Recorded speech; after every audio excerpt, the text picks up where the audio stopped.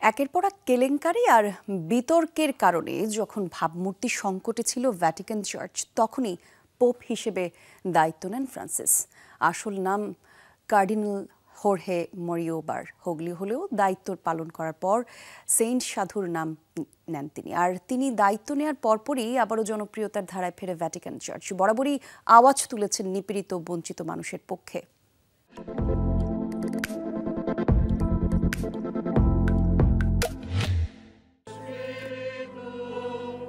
১২০ কোটি ক্যাথলিকের ধর্মগুরু তিনি।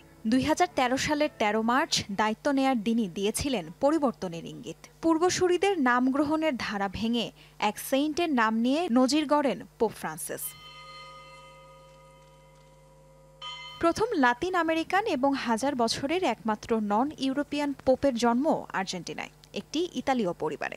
বাবা মা নাম রেখেছিলেন হোর্হে মারিও বারগোলিও। রসায়নে স্নাতকোত্তর হলেও জীবনের শুরুতে নাইট ক্লাবের বাউন্সার হিসেবেও কাজ করেছেন। নানা চড়াই উতরাই পেরিয়ে ১৯৬৯ সালে ক্যাথলিক পাদ্রী নিযুক্ত হন।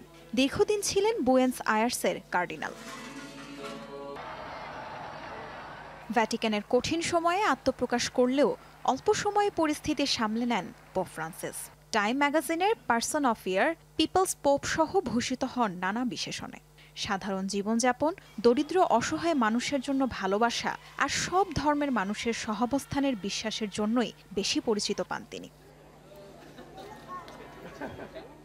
রাজনৈতিকভাবেও সমান সক্রিয় ছিলেন ২৬৬তম পোপ। সফর করেছেন বহু দেশ। সাধারণের পক্ষে কথা বলে অবস্থান শক্ত করেছেন বিশ্ব রাজনীতিতেও। আন্তর্জাতিক বিভিন্ন সংকট আর সহিংসতা বন্ধে অগ্রগামী ভূমিকা অন্য ধর্মীয় নেতাদের থেকে পোপ ফ্রান্সিসকে করেছে স্বতন্ত্র। কিউবা যুক্তরাষ্ট্র সম্পর্কে বরফ গলাতে যেমন উদ্যোগী হয়েছেন, তেমনি মধ্যস্থতা করেছেন কলম্বিয়ায় ফার্ক গেরিলাদের সাথেও। ফিলিস্তিনের ওপর ইসরায়েলের নিপীড়ন বন্ধে শুরু থেকে ছিলেন উচ্চকণ্ঠ। কথা বলেছেন ইউরোপমুখী অভিবাসন প্রত্যাশীদের সংকট, পরমাণু নিরস্ত্রীকরণ আর জলবায়ু পরিবর্তনের প্রভাব নিয়েও। সবশেষ রুশ ইউক্রেন সংঘাত বন্ধেও হয়েছেন সোচ্চার। মৃত্যুদণ্ড ও গর্ভপাতের বিরোধিতা, মানবাধিকার ও সামাজিক ন্যায়বিচার রক্ষার মতো বিষয়ে বরাবরই আওয়াজ তুলেছেন পোপ ফ্রান্সিস।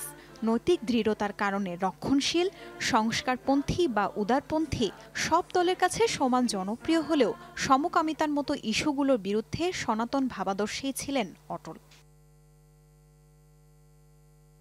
সাধারণ মানুষের কাছে পোপের জনপ্রিয়তার সামনে অবশ্য ম্লান সব বিতর্কই। তরুণ বয়সে সংক্রমণে ফুসফুসের একাংশ হারান পোপ।